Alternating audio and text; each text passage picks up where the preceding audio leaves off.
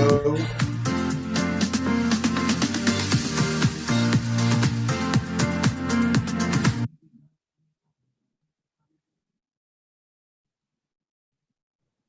Yes, Mr. Manish, you're audible.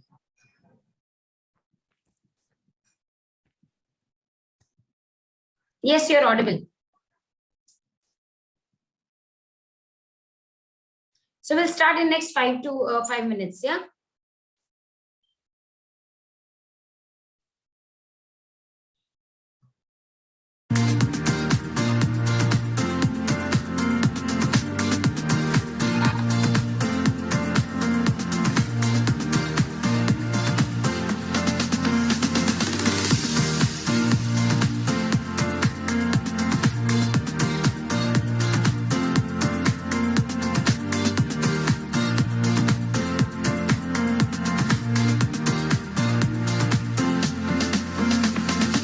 Hi, am I audible?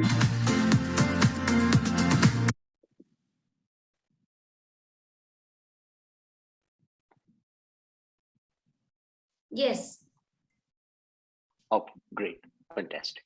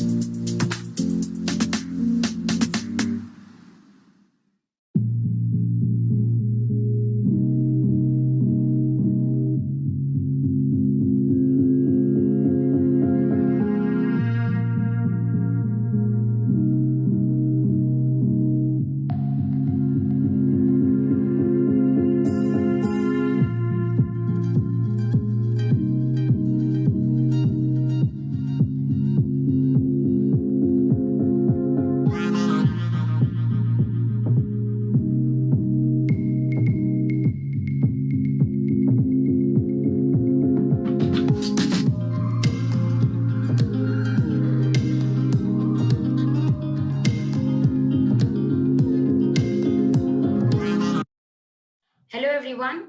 Very good afternoon. We shall be starting in next 2 to 3 minutes, waiting for few more people, audiences to join us. Thank you, everyone.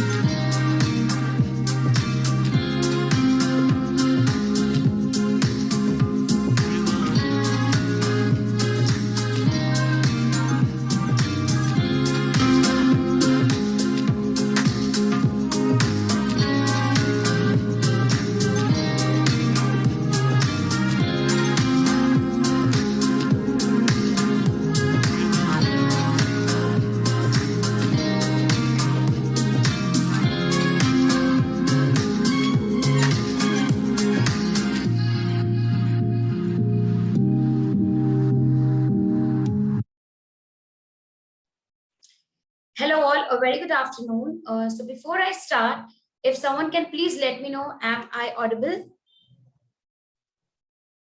Yeah, you're audible. Thank you so much. Thank you so much. Yeah, you are audible, please. Thank you. So hello all, a very good afternoon again. And myself, Ekta Dubey, on behalf of the Brinalytics team and our partner Compass AI, we welcome you all on an interesting roundtable, which is winning in FMCG with new age automation. So before we start this interesting roundtable, there are a few guidelines that I would quickly like to highlight and make you people aware of, requesting all the attendees to be on mute when the speakers are taking their sessions. Of course, we're going to encourage a lot of Q&A because it's a roundtable discussion where the audiences can put their questions to our panel, where there are certain guidelines that we have set. You need to raise your hands, unmute yourself on your video, introduce yourself, and put your question to our speakers. Before we start, I'm happy to introduce our partner, Compass AI. Compass is a software that gamifies your incentive programs. Integrate your CRM, pick one of your interactive game templates, and publish it in less than 10 minutes. No more spreadsheets. With easy to publish game templates, leaderboards, and analytics, Compass empowers your sales managers. With game-like elements, rewards, recognition, and complete access to relevant information, Compass motivates you on the ground sales force to do more. The end result is a highly energized organization with accelerated performance and sustained growth. So, the interesting discussion that we have today on the FMCG industry is sales automation, the key to boosting revenue and reducing cost. And I'm very happy and glad to introduce our panel members. We have Mr. Mahesh V, Head of Sales, Varun Beverages, Mr. Manish Jain, GM and Head International Business with Hyphen Foods, Mr. Sandesh Chalanki, AVP Corporate Finance and IT with Unibic Foods India Private Limited. We have Mr. Abhishek Kumar, CEO and co-founder with Compass. And I'm happy to introduce our moderator for the day, Rucha Velu, Manager Marketing with Compass. Thank you once again, everyone, for being here today.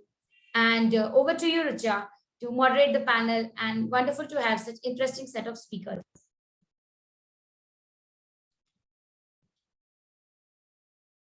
Rucha, I guess you are on mute.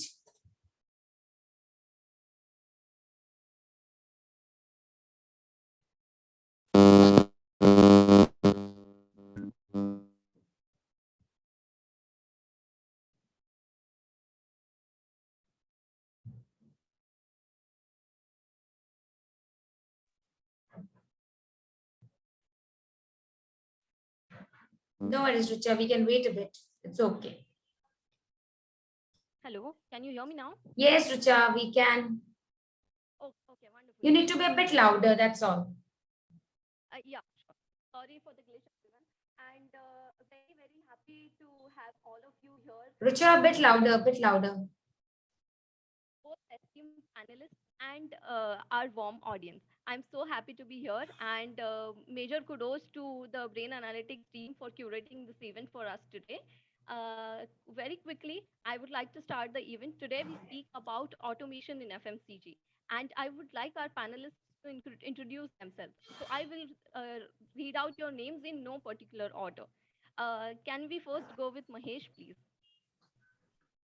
Hi everyone. Myself Mahesh V, and I am working with Varun Beverages as the head of sales, managing 3 states like which is Telangana, Karnataka, and Andhra Pradesh right now. And have a like FMCG experience. Started working with FMCG with Procter and Gamble, then Johnson Johnson Medical Toys, and with since 16 years with PepsiCo India Holdings Private Limited, and like we have different roles and different geographies, part of the different transitions and different verticals and all.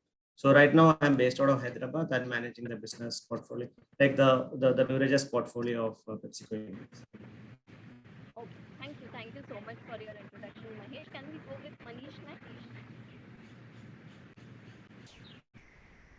Hi friends, good afternoon. First of all, I would like to thank Compass, Rucha and team for this wonderful event. organizing this wonderful event.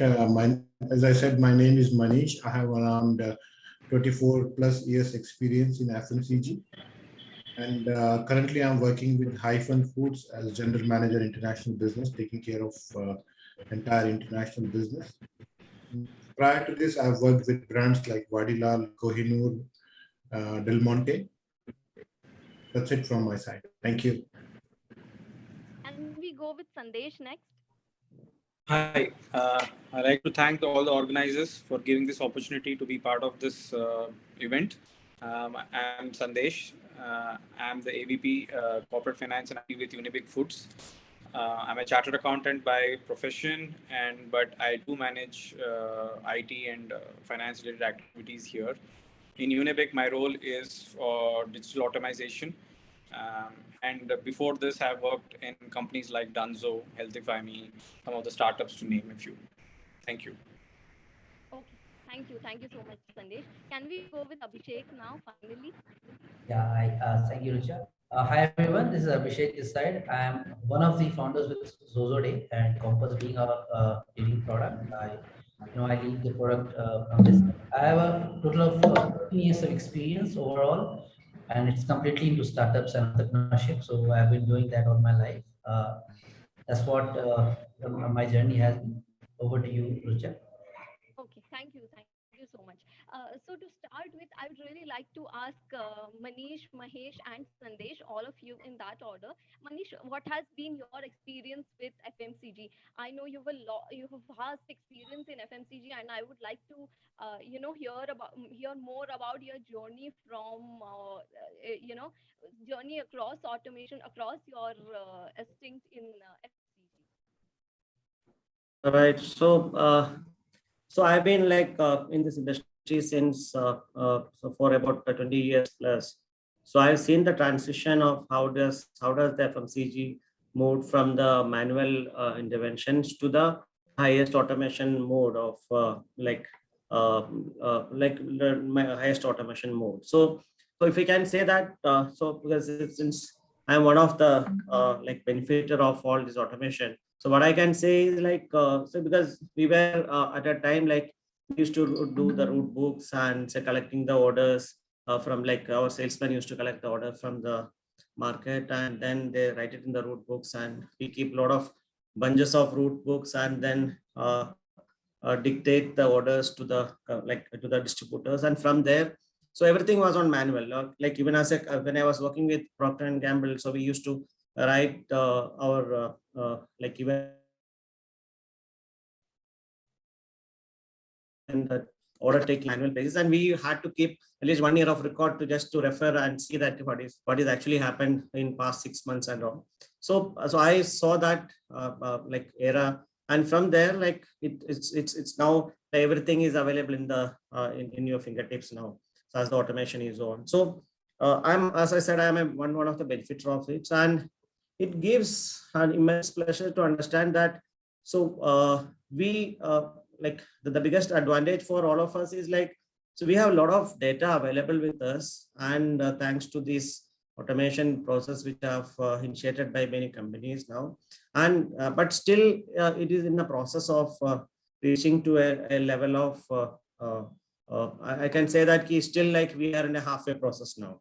So there are a lot of things has to be inducted and a lot of things has to be genuine.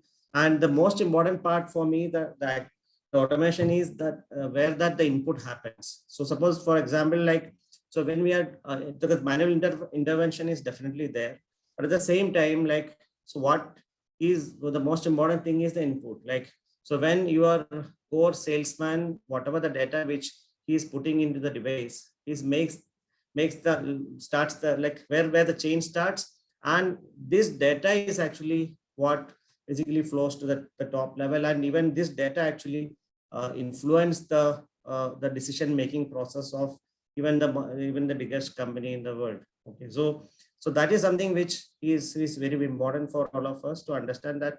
So the data creation, from the data creation and the way that we coach the team to ensure that the right data is being put, and when we do the base work, and how are we doing that base work properly. So this all basically impacts the overall process well. And many times, like, so when many companies started, when they initiated this automation process, the biggest problem which they face is like, so that how accurate the data is. Now, so it is not like in 1 year that everything can be corrected. So companies took, I think, 3 to 4 years to exactly reach to a level like at least 80 to 90% of data accuracy, and which basically provides the right information to the people in the top level and to the sales managers and the VPs and AVPs.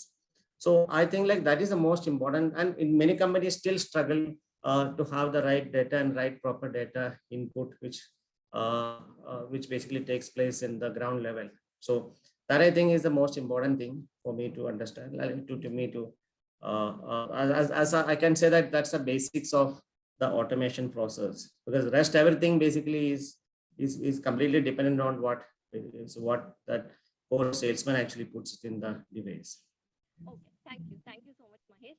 Over to you, Manish. I would like to know about your experience with automation in FMCG, especially since you take care of the international market. How does the international dynamics affect automation in FMCG? Rucha, is this question to me because I'm not able to hear you? Can you be louder? Can you hear me? Yeah, you need to be a little louder, Rucha. Sure. Am I audible now? Not clear.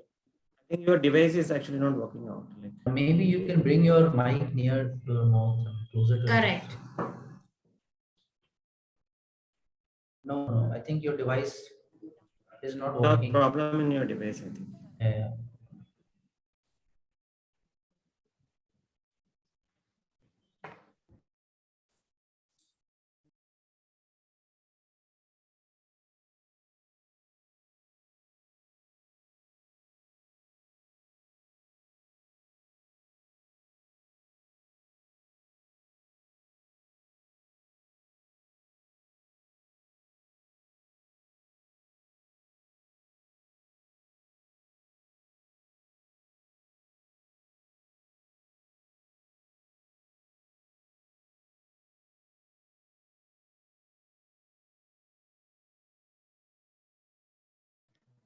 Hello. Yes, Rucha. Is it any better now? Yes, much better. Okay, thank you. Yeah. Yes, Manish. So I really wanted to know from you about what are the dynamics? What are the dynamics which differ from the Indian market in automation in FMCG? What are the dynamics that you would like to talk about? What is your experience in the international market? So, internationally, if I have to talk about developed markets, then we find in developed countries mostly organized trade is dominating. Like in case of India, we see a lot of mom and pop stores, neighborhood kirana stores are there. But if we have to talk about developed markets like US, Europe, or maybe Australia, New Zealand, here there are two things which are dominating in terms of FMCG last mile connect with the customer. That is either a very high organized modern retail or online has started dominating in this space. So when it comes to organized retail, then definitely we see a lot of innovation around Salesforce automation or say technology in FMCG. If you have a efficient technology, then definitely you can see visibility on the shelf. What is your inventory? Visibility of inventory on the shelf. What kind of inventory is there? What kind of sale is happening from the shelf?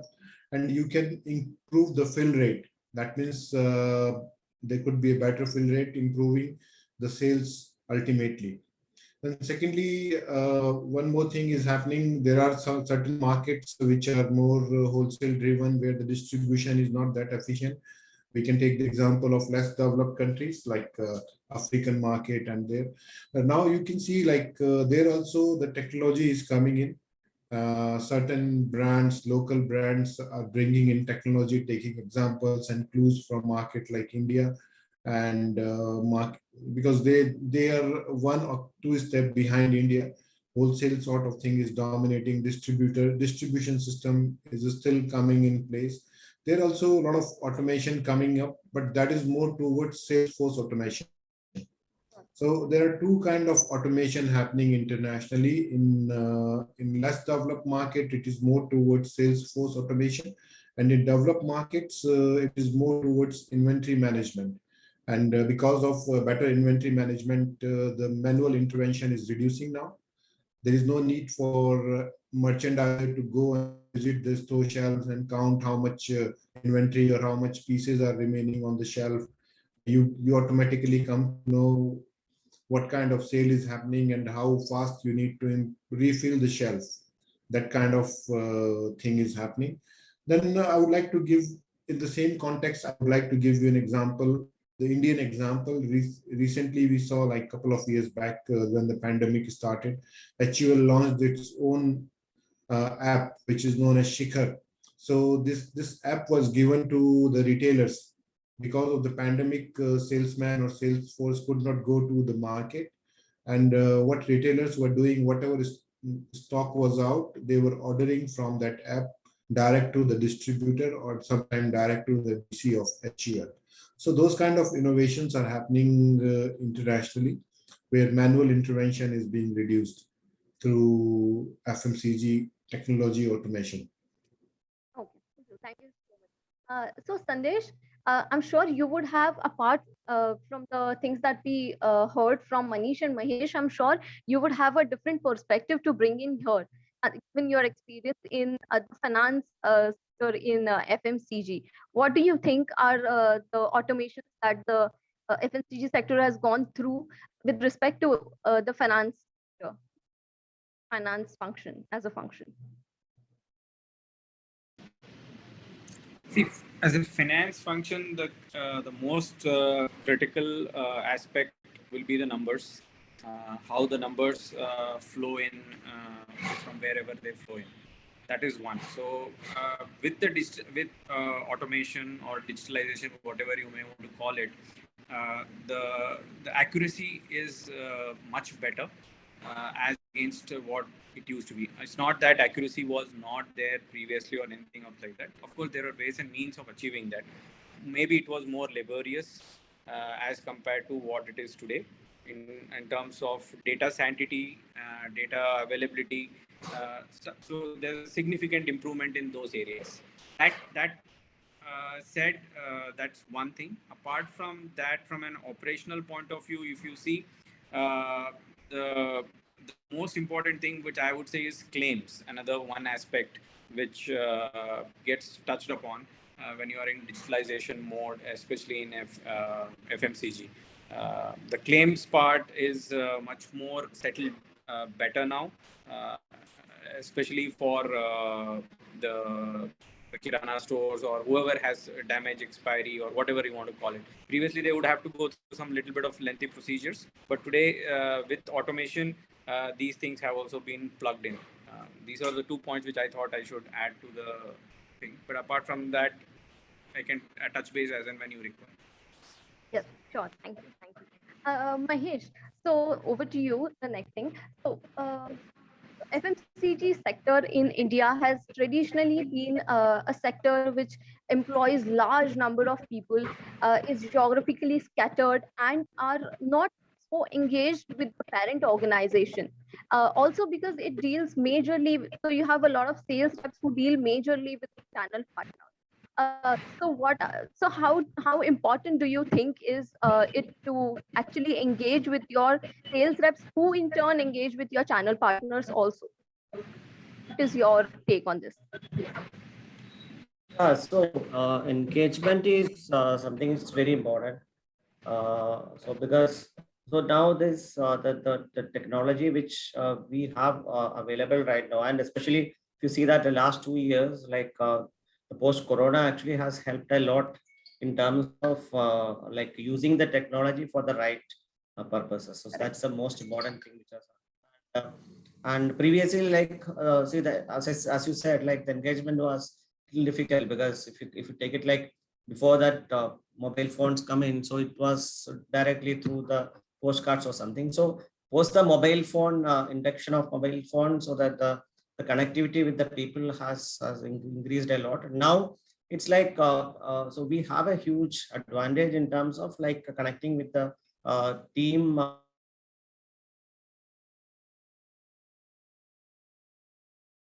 in a click, like whether it's Zoom or whatever it may be, and plus WhatsApp and different other like apps, which basically helps you to communicate to them.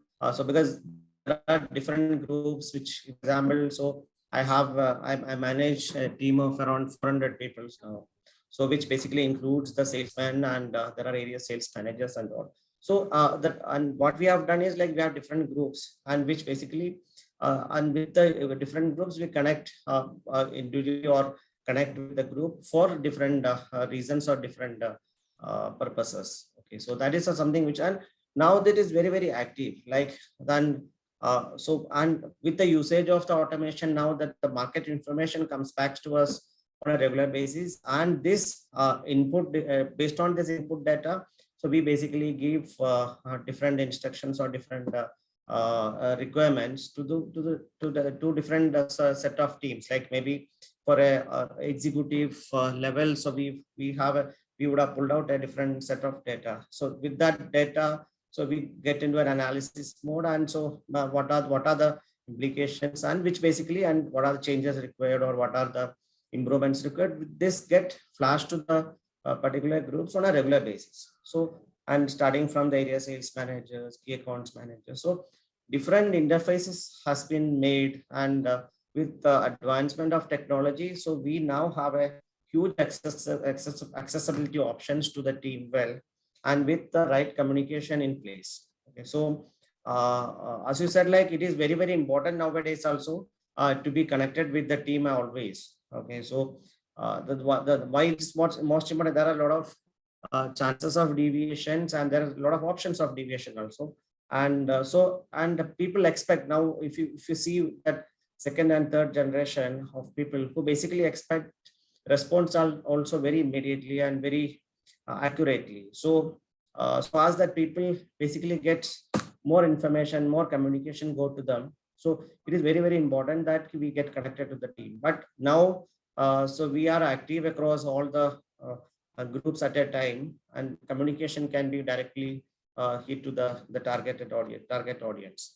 And as Sandesh said, like, so claims, so all set of informations are available now with us, whether it is the spends in the market, whether it's the claims settlement of the partners, so whether it is in the form of like additional promotions which has been conveyed to the team. So it's all set of informations are available, and this with the right input of data, so we can actually cascade to the team also directly to the exact direct targeted audience properly. So it is, as I said, like, so we are all well connected, and much more than maybe after, like, before 5 years. Okay, thank you so much. Now I would like to ask Abhishek, considering you're someone who's actually building a product based on these problem statements that we've just heard. What is your take on it, and how has your journey been? Right. Okay. So just to give you an introduction, right, the Compass has specifically built to solve some of the problems that were highlighted by the three panelists, right? So on specifically on the engagement front, on the numbers front, reporting front, a lot of automation of processes that we have brought in, right? Those we have tried to cover in with respect to the today's world in terms of FMCG, right? So if you talk about first of all automation that has happened, FMCG, right, and all the key speakers have already spoken about that, right? From employee to the channel partners, to the salespeople, to the retailers, to the stock inventory management, to finance management, and to the incentive distribution.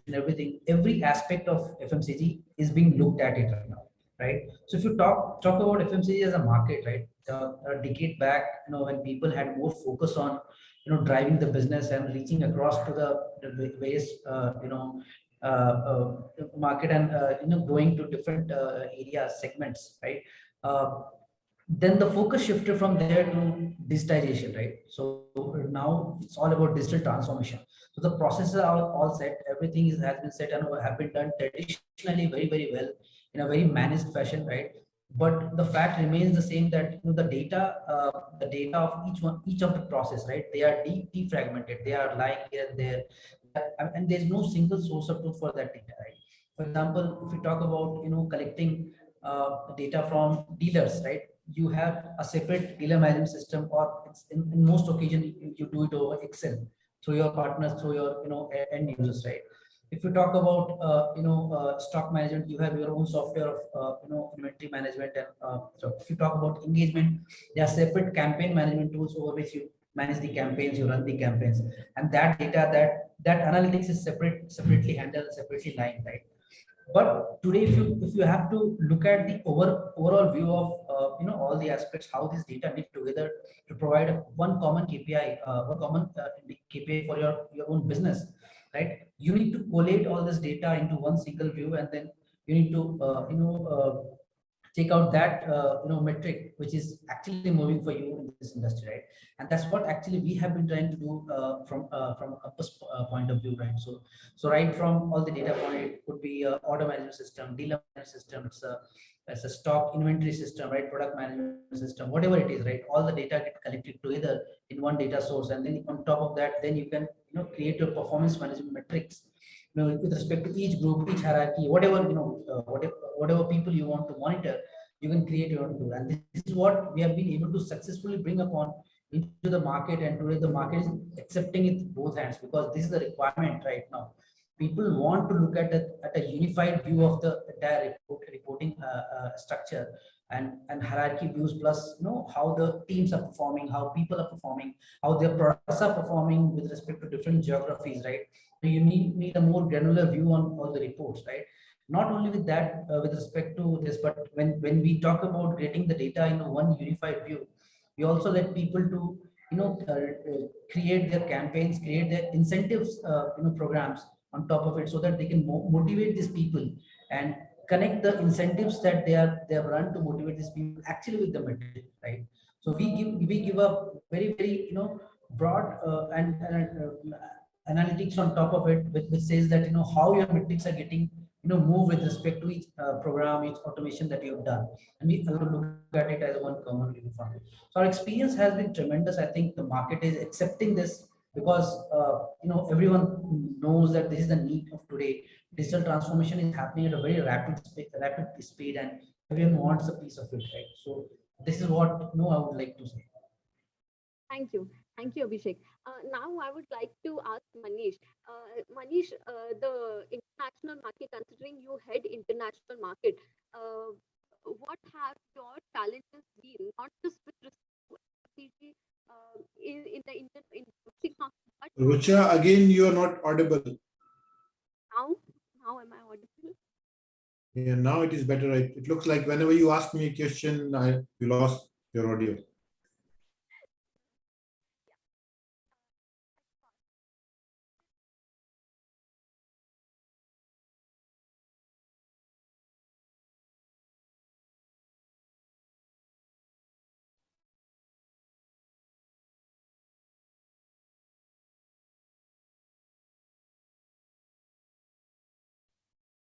Is it any better, guys? Yeah, that's better. Yeah. So, Manish, what do you think? How crucial is automation in supply chain, considering you take care of the international market? How important do you think it is at this point? So I think in entire FMCG gambit, it is supply chain which is seeing revolution through automation, because there are a lot of softwares coming, and nowadays it is artificial intelligence which is coming in supply chain management systems. So in supply chain, it is playing an important role. And when it comes to international markets, like if I need to talk to you about something like while we're exporting from India to other countries, nowadays you can track your consignment on the sea also with the use of technology. And in my industry, where I'm into frozen food industry, We are exporting a lot of frozen food out of India. So nowadays there are technologies available wherein even if my consignment is at the middle of the sea, I can track what is the temperature of that particular consignment. Is it at the right temperature or not? If it is not at the right temperature, immediately there is a possibility to raise an alarm. So in terms of supply chain, there is a lot of revolution coming when it comes to technology. And uh, going beyond, like talking about in a detailed perspective. So globally, what we are seeing now, that because lack of technology adaptation, I should say, lack of technology adaptation, general trade is getting vanished, and it is being replaced more and more by organized trade. So mom and pop stores are getting out of the trade, and more convenience stores are coming in the picture. So I think what is happening now, customer has got the technology in terms of mobile phone and various apps, and same time companies already has good technology. They have money to invest into the technology. But what is happening? The Kirana store, the general trade is not able to invest in the technology, and these stores are being replaced by organized convenience store. Like if we need to talk a market like Malaysia, or we need to talk a market like Thailand, which are more or less similar in terms of per capita consumption, per capita income as India. But you see, general trade is almost killed out of these markets. General trade is out. Now, this has been replaced by organized convenience stores like 7-Eleven is there, Family Mart is there. These kind of convenience stores are more prevailing rather than general trade. If you talk about 5 years back, 7 years back, in these markets, general trade was as dominant as in India. But within last 7 to 10 years, general trade has been wiped out. Why? Because the retailer, the Kirana store doesn't have access to the technology.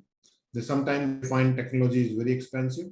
And if I talk about India, we see like there are people like Japto in the picture, and then we see Blinkit is in the picture, who say we will deliver consignment, we will deliver your order within 10 minutes.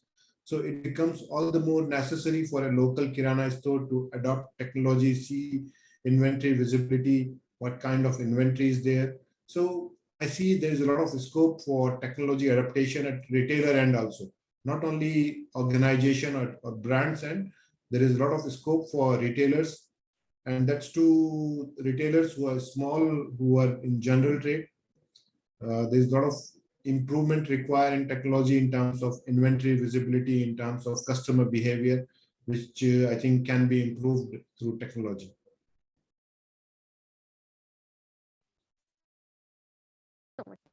So Sandesh, my next question is for you. Uh, so considering you are the one who actually, kind of decides what the level of technology adoption company should undertake. Are we really technologically ready to accept this technology at this point in time? Is it really our priority? So what are the factors that you consider before making investments in kind of, drive in products that really drive technology on and automation? Unibig. See, automation is here to stay. That is for sure, and we all know that. Uh, with that, in FMCG, generally it had been a brick and mortar kind of a setup. These two are also changing. And like Manish highlighted, yes, there are significant changes which are happening wherein general trades find it very difficult to adapt, and of course modern trade has more money in their pockets to sort of manage all those things. But at the end of the day, uh, from if you ask me from Unibig standpoint point of view, what we see is first, what is that we are going to achieve by automating? Question is that, because what is the problem statement that we are trying to understand or resolve here? Without that, I think there is no clarity in trying to just pump in money in any kind of a software or any kind of a process, which we believe just because somebody else has adapted and it has worked for them does not mean that it's going to work for me. So first is identifying the problem statement. So maybe the problem statement, to give an example, I may not be getting the fill rate. Maybe the tertiary data of how the things are moving in, let's say, empty store, big retail chain, I may not be knowing.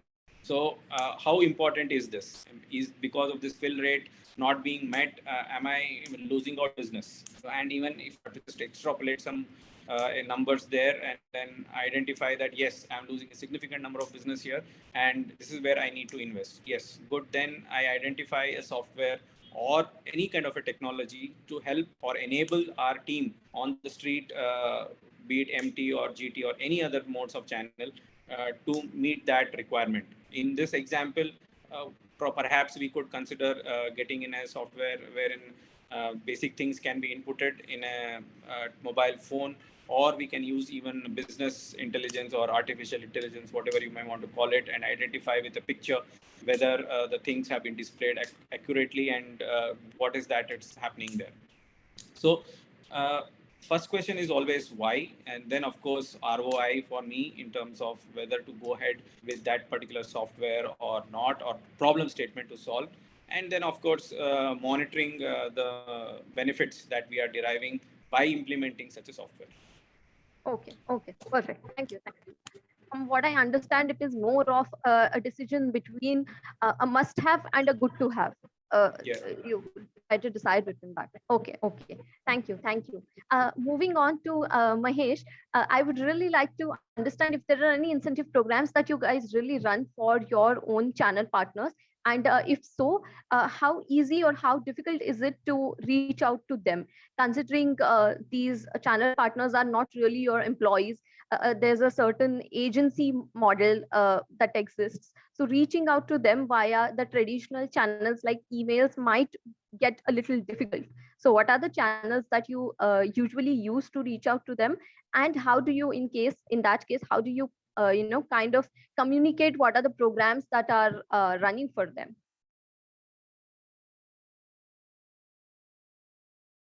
Hello?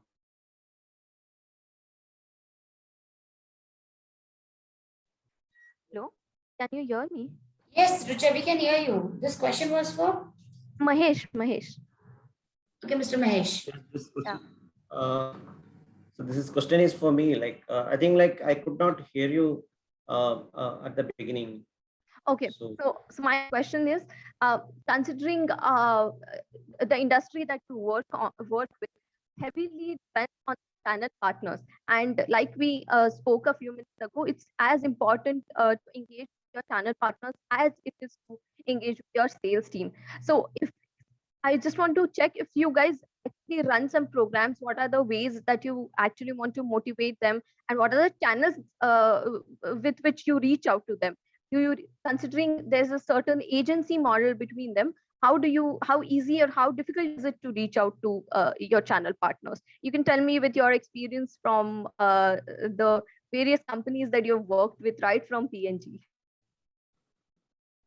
yeah, so like so the PNG I worked around 15 years back. So it's now that the things has changed a lot now. So but overall, like if I think every panelist would agree with it, like so reaching to the channel partners is not an issue at all. Like so we have like a software, like so there are applications which basically wherein the sales figures and so there is a MIS software which basically is there in every channel partner's place, and which basically the entire sales and everything get registered over there, and whatever that promotions or any schemes or anything which is required to be given. So it basically we have a central system which where we input the data or input the promotions, percentage of schemes, and also which get automatically uploaded in the system, and where the team can actually run the promotions to the channel partners. So like that promotion is actually run through the channel partners. Yeah, and that is about the channel partners part and the different channels which we deal with. Like so there are for example, so in our system like PepsiCo, we basically deal with different type of partners like channels. Like one is like the Horeca channel is there, then Kirana is there, modern trade is there, and even like standalone modern trade is there, and big bakeries are there. So we will have different options of motivating them to do and make incremental sales to us. So the one way is like, so we give it whatever the promotions in the form of invoice. And the second way is like, so we do basically encourage them to be part of some supporting system, some schemes, and maybe some quantity purchase schemes or some communication, which basically we do that. And the communication basically go in the form of the application which we basically give to them. And this is so they basically get a pop-up on a regular basis that key. So where are, so suppose if you are given if a Horeca outlet is supposed to do a set target, and and we want to motivate them to do more sales. So the right now the option is like, so we give a certain percentage through the invoices, and the second is like, so we basically communicate to them over mails or over what do you say, your WhatsApp or groups or like, so where have they reached, and what is the next target or slab they have to achieve and all. This is the way that we basically communicate. And as I was hearing Abhishek telling about the different options. So for me, like, so we basically try to venture in some of the options, but still there is like we're not reached to that level of communicating that the promotions to them through other options. Like, so now that all these promotions are done in the form of stocks or in the form of money, which get credited to the channel partners, and but other forms of greasing has actually not yet started, at least in our place. Yeah. Okay, okay. Thank you so much. So Abhishek, would you like to take that ahead? Would you like to actually elaborate on how important is it to have a unified system of communicating with the channel partners, as also stated by Mahesh? Right, right. So as I was hearing from Mahesh's side, I think very beautifully put. And when we were hearing the use cases, like there are different segments for it. You're launching schemes and launching incentive programs, right? Which means that these targets are very, very different from each other, right? So each target will need a very dedicated and very personalized scheme that would actually work for them, right? Which means that you'll have to put different kind of people, different kind of analysts to design that incentive program for different kind of segment, and then run it from different location or separately, right? Which means that your cost of running that incentive programs actually go high. And post that, what happens is, when you run the program, the data that you collect, right, the output that you collect, right, those are different reports lying with different stakeholders, right? One is for, let's say, bakery, one is for kirana shop, so they have different stakeholders for each one of them. So they then collate and give it to central BI team, and they infer some output out of it and give it to the management team, right? Now imagine entire stuff and a way for you to actually kill the cost over there, right? So for example, if there are 10-15 people deployed to conduct this entire activity, what if one tool can just automatically do it and with just one person, right? Imagine what is the kind of efficiency you bring into the system, and also the kind of cost you reduce to run such kind of incentive programs, right? That is one, right? Second is, when you run such programs from one single source, right, when you pull it from multiple sources, right, the control is centrally available, right? So you can choose to disperse the information to the right stakeholders from one central location, and then the decision making becomes very easy because it flows from top down, right? So the decision makers actually get a view of what is happening on ground and how the incentive programs are performing with respect to each stakeholders. That is what we bring on board with the platform. Like Mahesh said, that they have a way to motivate these people by sending a nudge to them, saying that okay, your program started, or doing such communication when time is required, when they want to motivate, right? These all things, the gamification aspect, we call it, as we call in our product, right? Gamification aspect is, these are inbuilt, right? You don't really have to decide. The AI takes care of it. When you do want to nudge, when you want to create milestones for them, to push them for something extra, right, with respect to their target, with respect to their TG, these are defined in the product itself, right? So today, if you look at today's digital transformation, and we're talking about AI and MLs of the world, right? These, you have enough data to design an algorithm, design method process over there which can automatically pull the information and decide on your behalf like what you want to nudge, what you want to notify to each user. And these notification, man, these notification messages can be personalized with respect to each segment, right? So for example, a kirana shop would have different milestones and different kind of nudge system, while a bakery shop system would have a different kind of nudge and different kind of milestones and targets for them, right?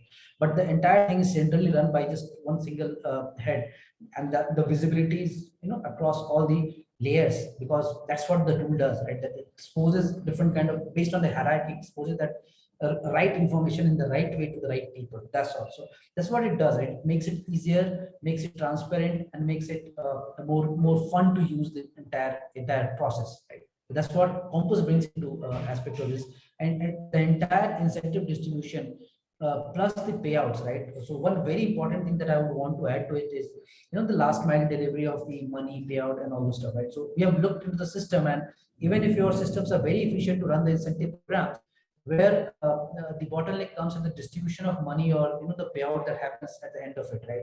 So it might take time for some of the companies to distribute the amount of money because the analytics comes later, or the data collation happens at a different point of time, right?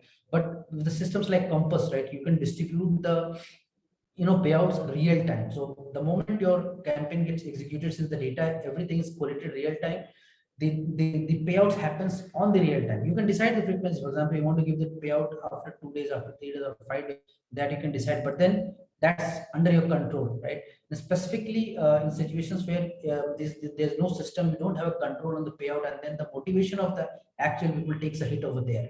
And that's what we try to bring a transparency into the system, right?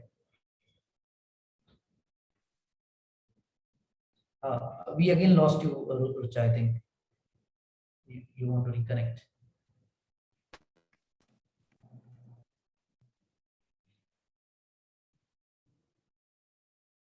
Okay.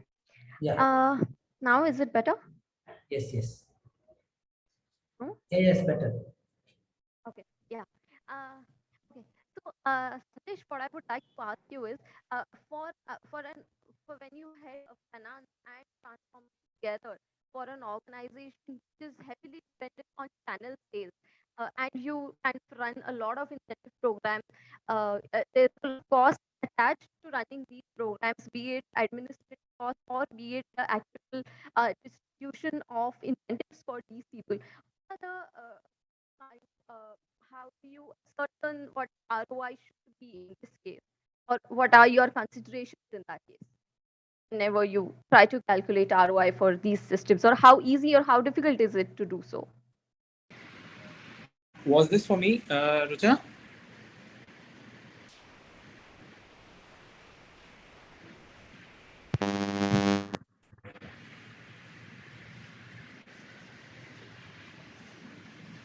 Was this question for Sandesh, or who was wanting? Sorry, I couldn't hear that question clearly, actually. But I did catch up some words on ROI and stuff like that. But then I'm not really sure of the question, what it was fully directing towards. Can she repeat it, please?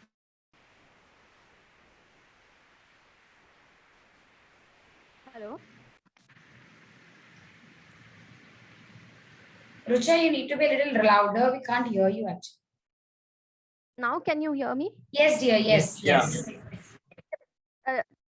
Hear my question, or No, I couldn't. I did get bits and parts of it, but then I could not totally get the full question. yeah, okay. So I just want to ask you, for someone who heads digital transformation and finance together, the most powerful combination, I believe. And for a company who heavily depends on channel sales, and when it gets extremely important to drive your sales through your channel partners, and there's, I'm sure, a cost, involved in both motivating your channel partners as well as the administrative cost of running these programs. So, what do you think are the considerations, and how easy or how difficult is it to ascertain the ROI in this case? So ROI is, anything we undertake has to be calculated first. So ROI is determined at the beginning of the program itself by implementing what scheme or what program that we run, what is that we are trying to achieve. By achievement, I mean the targets that we have in our mind, or the milestones, or the whatever you want to call it, KPIs, whatever you want to deliver it.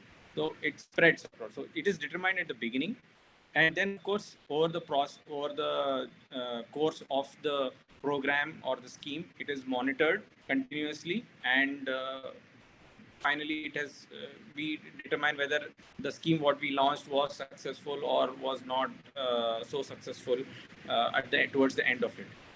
By digitalization, yes, these process becomes much more easier as compared to a non-digitalized process.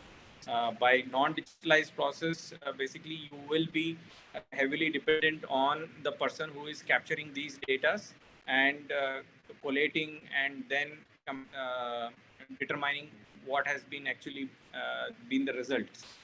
But in an automated system, you will see that it's a continuous process being measured more or less on a daily basis. And if any small tweaks or corrections that we wish to take can be done in a digital platform much easier and with agility as compared to a program which is not so digital. Small corrections can be made. So I don't know. I'm not sure if I answered your question fully. Yes, you but, did. Yes, thank you, thank you. So my next question is to Manish. So Manish, for someone who has worked in FMCG for so long and who has, actually grown across the journey, across the 15 years you told us that you've worked for, what is something that you think would have been really helpful if this tool, if I would have had this kind of tool when I was working in sales as probably an individual contributor? What is something that you think would have been path breaking or would have really made your life very easy when you were working as a probably an individual contributor a few years ago as compared to how you work today? You're on mute, actually. That's a very interesting question and a very relevant question, I will say. So when, if I say 20 years back or 15 years back, I was working. So without being connected through technology, it was working in silos kind of thing. But now, like Mahesh and Sandesh both said, once you integrate through technology, your retailers, your uh, sales force, everywhere is integrated through technology, then you know the real-time status, what is happening uh, while you are in the market, while you are traveling, while you are sitting at your home, but every time you are able to know the real-time data. So you are very much connected and the communication is more directed, like you feel always a part of team.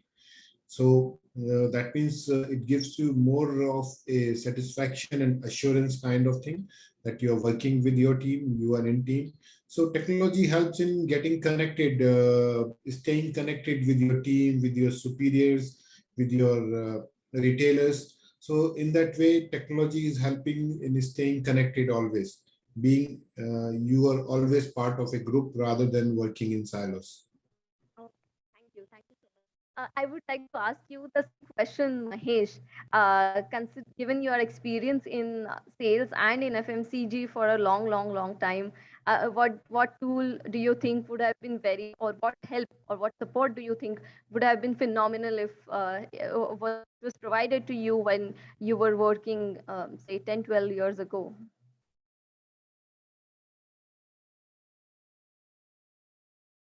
Mahesh, we can't hear you.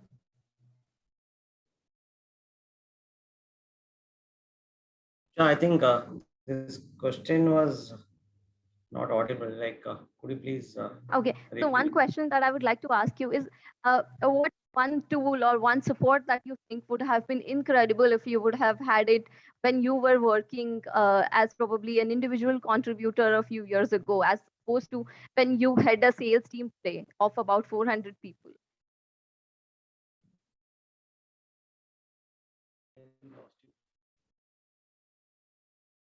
Hello? Hello. Hello? Yes. Yeah, Could you Rucha. hear me? Is it? I think is it my problem or something over We there? can hear you, Mr. Mahesh, Mr. Mahesh. We can hear you. Yeah, we can hear you now. I mean, Problem is like I could not hear the questions properly. Sorry for. I will repeat it. Okay. So, what tool or what support do you think would have been incredible if you would have received it when you were probably working as an individual contributor a few years ago? And how has your experience been? And what is something that you think will be incredible as a team manager who manages about 400 people today?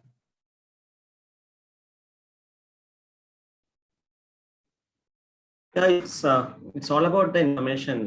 So the information flow is something which is very much required for all of us. Okay, so it is not to police the people, but might be because I am not a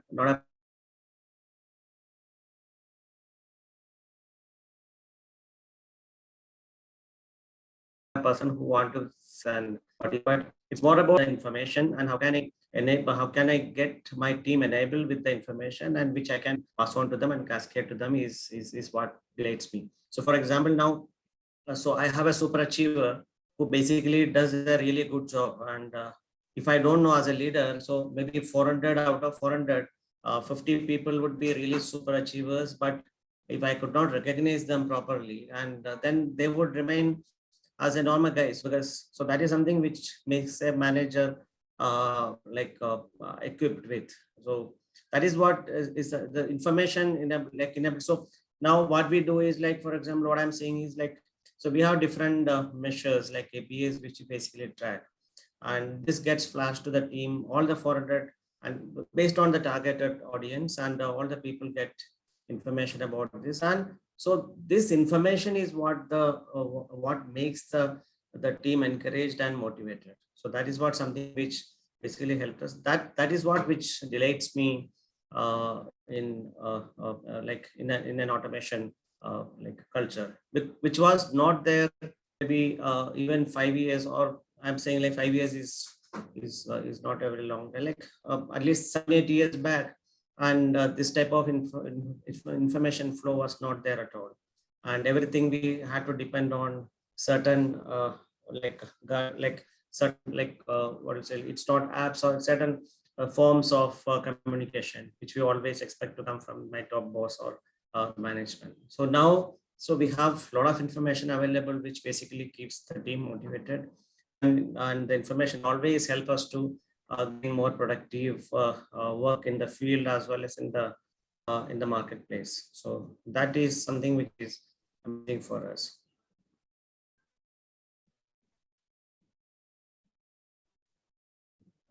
Again, we lost you. And one more example which I could say. So during this COVID period, like, so when everyone got stuck in at home, like it was like business is something which is unimaginable at point of time. So but at least we could share each other, and we could share and make each of us understand like what we can do together is. So that is something. So this sort of information flow and communication flow basically relates us a lot. Yes, I am sure. With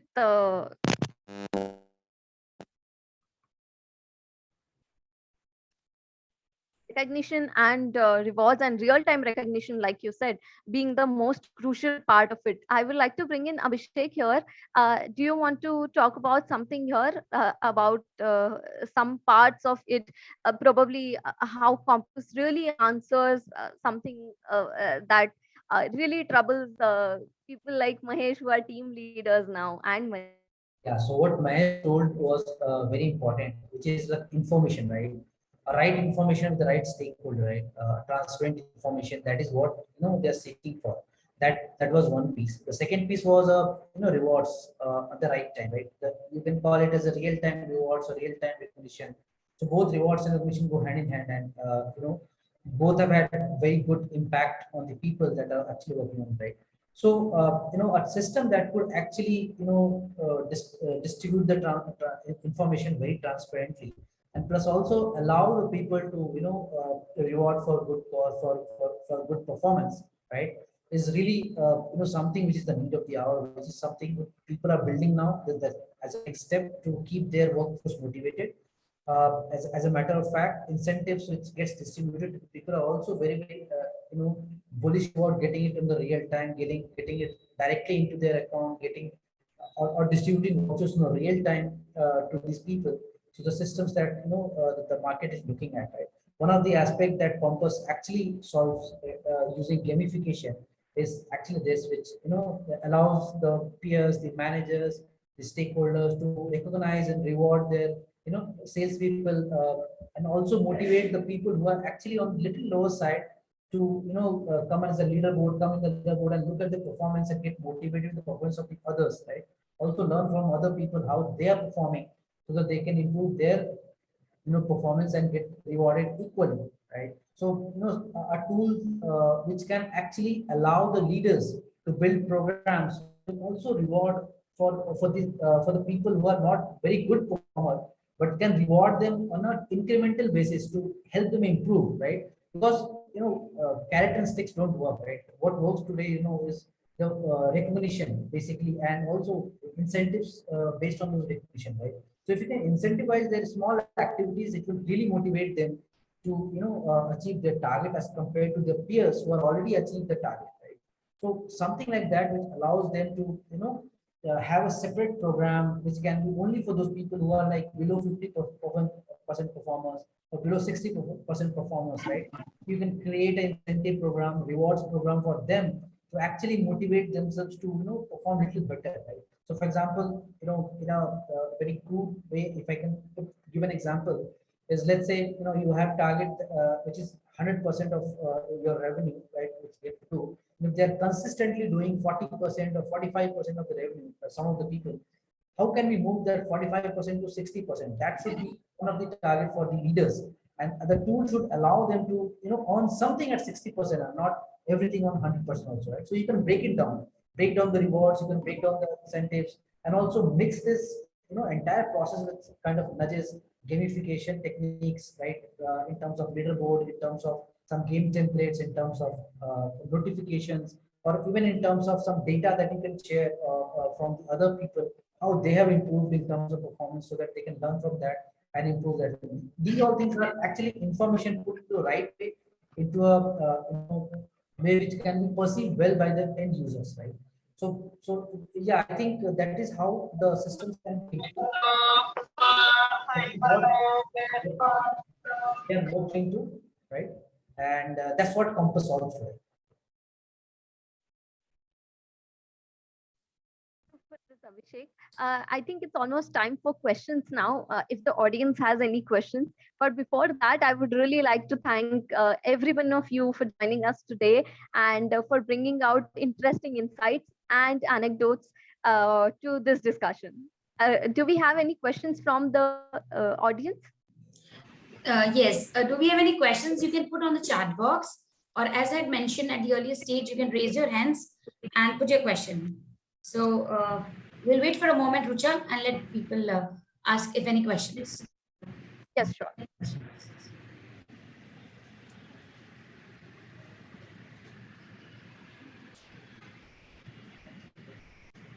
You can just unmute yourself and put your question.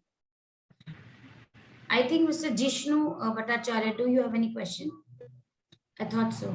Yeah, so I was just hearing Manish talk a lot about modern retail. He's looking at a hyphen international business.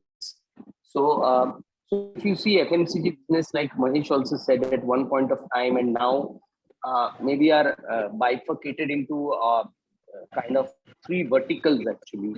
So one would be the traditional FMCG business, which is the GT business, where we go to the Kirana stores and build business, where every salesman has got a beat and route.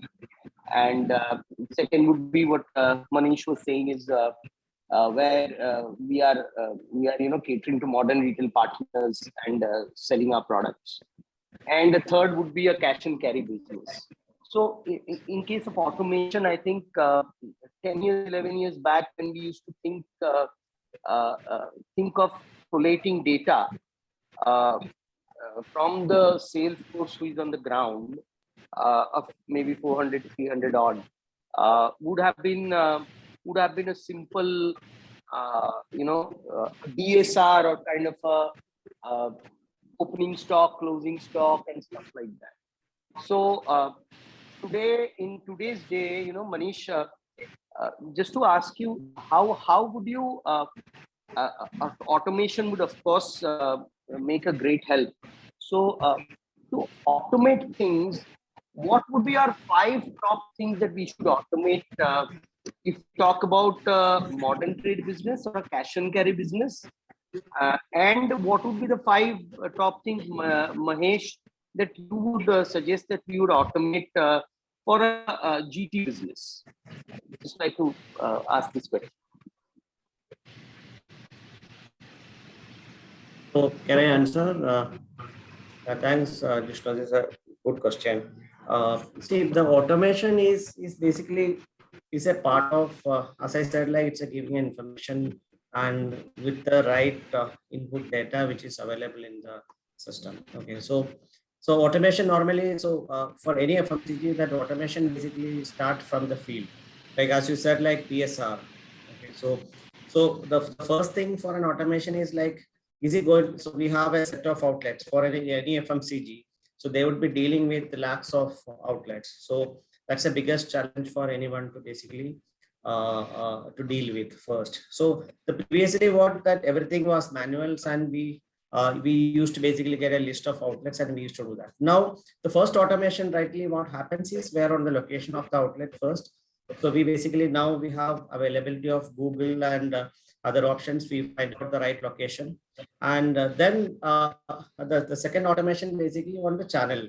So which is the right channel? So many FMCGs would want to go to the maybe they want to just basically cater to the A class and B class set of outlets where some of the FMCG wants to get the entire set of outlets. So that's the second one. Third is basically in terms of what do we say, that key, the right set of information passing through. Like, so we have the data available, and so the data is available, it has to get linked with the stock at the distributor point. So it has to be to the right flow of automation, which has to happen from the order punching happens, and the stock, the distributor point has to be plugged in. And the fourth thing is on the delivery part. And so if you can say that key, so the delivery has to happen. So it has to be a properly enrouted delivery. The vehicle has to go to the right outlet, right time, and at the right route. So suppose if a market which has 40,000, 50,000 outlets, and there has to be a proper route plan which has to be made, and this has to be automated, and it has to be synced with the order taking process. And and the fifth part is where the right outlet delivery. So now I have seen like many companies, what they does is like they basically link the location, what the PSR does, with the delivery also. So the earlier the biggest challenge for any FMCG guy is like, tomorrow, today, the delivery guy is not come back, he has not come to, like he's absent. And what happens is like, then other guy cannot go and do the delivery. But so now we are dealing with different partners now. So they have actually synced the delivery locations, the order taking location and delivery location. So it makes them very easy to, like you can send any set of people, any delivery boy to do the delivery. So this is that I think like are the first the 5 things which I think that automation can be synced in, and which can actually help the FMCG to efficiently work in the market. I think I have answered this. So Mahesh, what you are saying is that it should be a 360-degree automation with sales and supply chain also, correct? Right.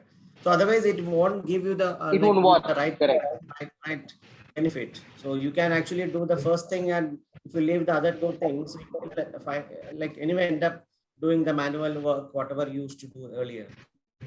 Always so yeah, thank you so much.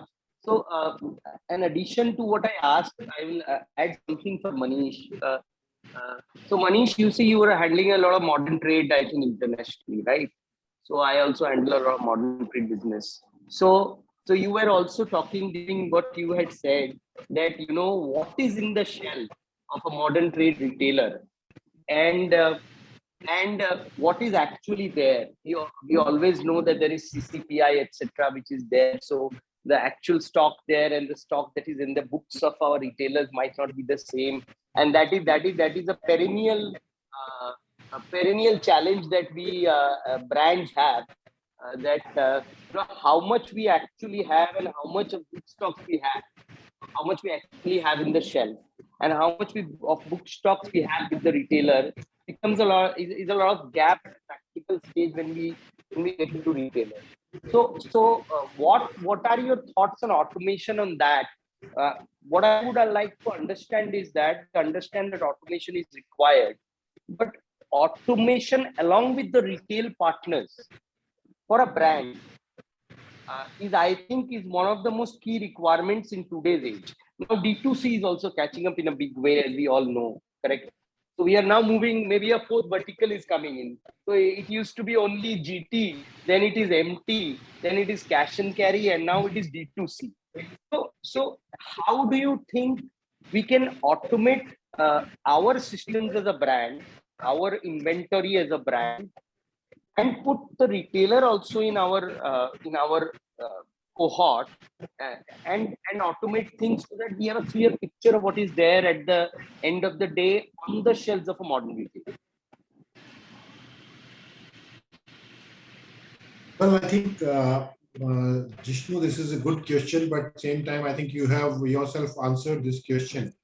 You have mentioned like there is a need to get integration of both the system. Brand system should be aligned with the system of retailer. Then only it is possible you can see the real-time inventory, you can have the real-time inventory visibility. Until unless both the systems are not aligned, then it will be difficult to get the real-time visibility. That's why I said, like, when we were discussing, I said what Unilever has done, HUL has done in India, they have launched the app Shikhar, which integrates the retailers' inventory with their distributors' inventory as well as their own inventory. So through that kind of apps, you can always raise an alarm, that automated alarm that inventory is going below the certain level, and refill can take place. So this can improve your fill rate also same time, and can avoid any loss of sale.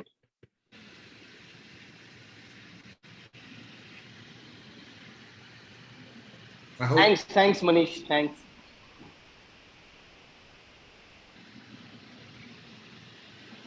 That's it from me. Rucha, we can't hear you. Rucha, we can't hear you. I think Ashwin Rao has some question. He had raised hand. Ashwin, can you quickly put your question if you have any? Sure, Ekta. Thank you so much. Namaste, everyone. Good afternoon. I'm Ashwin from Mumbai. While I heard all the gentlemen talk about automation, particularly the necessity, the desire of automation in the FMCG, FMCD industries, that's true. Without automation, we are not going anywhere. And yes, it is going to stay here.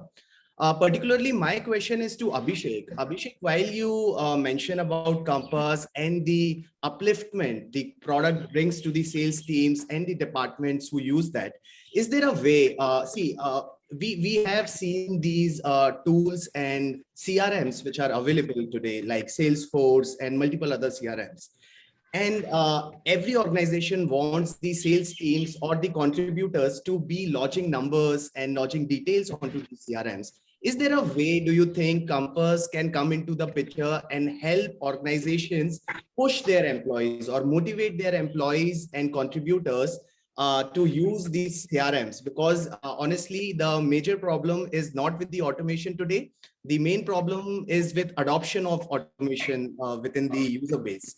So please highlight if Compass can be used as a source or as a medium or as a product to empower, push, and motivate contributors to adopt the CRMs which are already in place. Thank you. Yeah, so good question, Ashwin. I think the major challenge and major problem, like you rightly pointed out, with some automation product adoption, right? The end user downloading the app actually, and actually looking at it for information gathering, right? So that has been a challenge for long. The good part with Compass is that it's purely, incentive based, which means that, and incentives are your real money, right? And that is where the motivation actually comes from, right? So when we connect Compass with the CRMs that are there, right? We say that, all your incentives are tracked because of the numbers that you're doing. Indirectly, we are telling them that if you don't punch in your numbers into the CRM, right, your incentives will not be getting calculated while others are doing it and others are seeing their calculation. In the leaderboard, you will not see yourself. In the incentives, you will not see yourself because you're not using the CRM, right? Compass really motivate the people. And good part with Compass is that it is a view only product, right? They don't have to do some action on Compass, right? Compass can only distribute information to them to motivate them, to nudge them, right? To whatever they do, but it does not waste time for them, right? So there's no harm. They feel and they know that there's no harm to download the app and to look at it, and hence the distribution comes handy with them, right? That's one. Second is they also know that on a real time basis, they would know that what is their incentive amount, what is the money that they're going to receive each activity that they know. And hence they know that if they don't log in their activities in the actual CRM, their incentives would not get calculated and hence they will not receive it, right? So each and every individual, right? And we actually run a lot of engagement programs, a lot of communication with the end users where we tell them that why this is important for you to have a real-time visibility of incentives. It's also beneficial for your personal benefit. For example, if you have certain plans at the end of the month, you want to buy something, want to take some loan, want to whatever, want to plan your activity, you can actually plan it because you have a real-time visibility on your numbers. You have a real-time visibility on the amount that you're going to make at the end of the month, right? So this money, this reward as incentive as a reward, right? This gets into a unified impact, which allows them or pushes them to actually use CRM more often, right? So actually, Compass pushes the use of internal systems more effectively because it tells them that if you don't use it, your incentives don't get calculated. So there's an indirect impact on the amount or your payouts if you don't use the CRM. So yes, like you rightly said, Compass does have that impact on uses of the products, and people would like to do that purely because they see their own benefit out of it. Thank you, Abhishek. That is much helpful. That's it from my side too. Thank you. Thank you, Ashwin. It was wonderful. Is anyone else who has a question?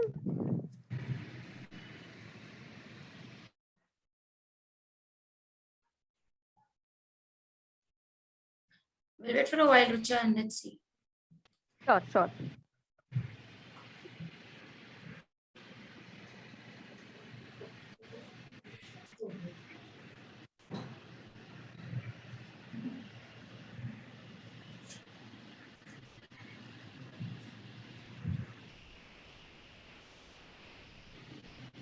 I think we are done, Rucha, right? So any closing note from your end, Rucha, and we close, or from Abhishek or any of the thought leaders, and we do the closure. Yes, please. And if anyone from the speakers would like to really speak about how the session was or anything that you'd like to share as an anecdote or an insight after this session. Yeah, so I think the session was really wonderful because we touched upon a lot of aspects of automation in FMCG market as per se, right? There were various sectors that we touched upon. We touched upon supply side, we touched upon the finance side, we touched upon the payout side, we touched upon the product side, incentive side. So I think overall it was an insightful discussion, what I feel. And I would like to thank each of our over here, right? Mahesh, Manish, and Sandesh, right, for their insightful words, right? Because today the world is moving very fast towards this digital transformation, and each and every industry and each and every person is eyeing towards this digital transformation themselves, right? So every industry, every company has a champion who is actually responsible for bringing this digital transformation, like Sandesh is doing in his company, right? Uh, each of the companies have their onus on them to bring in the transformation, and by doing this discussion, I think we are creating more and more awareness among the people who can actually take input from this and would like to implement one or all of the solutions available out there in the market which we discussed. So this was a wonderful discussing with all of you today. So a great opportunity to put forward our point of view, where we are coming from, what we have made an impact into the industry, and what innovation is going around. So thank you all from my side. Thank you so much. Thank you so much, Abhishek. Sandesh, Mahesh, Manish, anyone of you would like to say a few words? It's a wonderful discussion. It's a very relevant like subjects which are actually picked up, and this is anyway. It's one side. It's a pain point. As the second side, it is actually leading the. It's actually giving the opportunity to understand and learn more and much and more. And it's a very changing world right now, because every day that automation this is keep on changing now. So I've seen like many companies adopted the way that keep, so they actually has picked up the picture of an outlet, and so that catches the right set of merchandising, and so that the stocks are actually captured automatically. And so a lot of and it's actually we have moved very like much way forward in terms of the automation. It's a very relevant and wonderful discussion by all the panelists, and again, like, there is a good set of audience actually, so they were received to listen and hear and ask questions. So thank you so much for arranging it, and it's been a wonderful time. Thank you, Mahesh. Manish, would you like to say something? Yeah, well, as everyone has said, this was really a good discussion, and like Mahesh has rightly said, uh, there are a lot of innovations happening around it. People are coming with a lot of new thoughts, and they are working around these thoughts. So I think sooner we will see technology will play a big part in FMCG business, though it is already playing a big part. But we will see a lot many new technologies coming in FMCG business, and replacing the existing systems the way currently FMCG product or FMCG distribution is done. So I think coming couple of years we'll see a lot of new things in FMCG per se technology. Thank you. Sandesh, is there something that you would like to say? No, first of all, I'd like to thank the audience, and thanks everyone for this. It was very interactive. Uh, just one point probably we could have added was on the credit piece. I think the whole digitalization piece now is also looking for credit in the market as well.